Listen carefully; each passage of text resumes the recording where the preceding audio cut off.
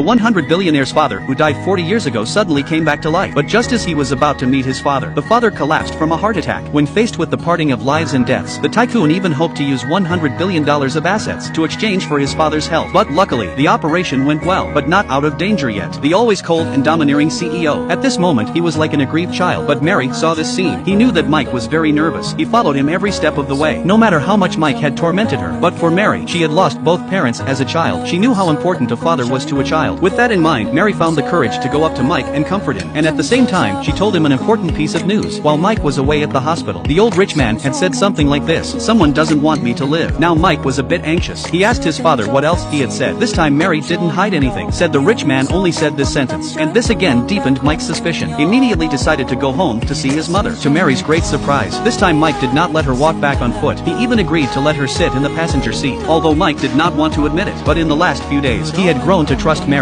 Not only that, he even strapped her in himself. In fact, Mike wished Mary had nothing to do with the death of his second sister, but he didn't show it. When he returned to the mansion, Mike told Mary in a perverse way, "You just wait outside. Don't be afraid no matter what you hear later." And the reason he came back to Ruth is to verify the suspicion in his mind. Why was he so sure of his father's accidental death back then? Thinking of this, he opened his mouth and said, "I want to change the location of my father's grave." And Ruth showed a hint of nervousness, but then she returned to normal. "Why do you suddenly have such an idea?" Not knowing that it was just a test for Mike, he noticed Ruth's hands were folded. This is standard nervous behavior. Mike struck while the iron was hot. He had recently planned to move, and then he turned to leave. But this test by Mike also aroused Ruth's alarm. While Mike was away, she sent for the housekeeper alone. She told him to keep an eye on him 24 hours a day, and instructed him no one should know about what happened back then, especially not Michael. The same way Mike was suspicious of him, this seemingly harmonious family. How many secrets are hidden behind the scenes? But the irony is, in such a difficult time for him, Mary was the only one who stayed by his side. However, before the two of them left, the housekeeper sneaked up behind them.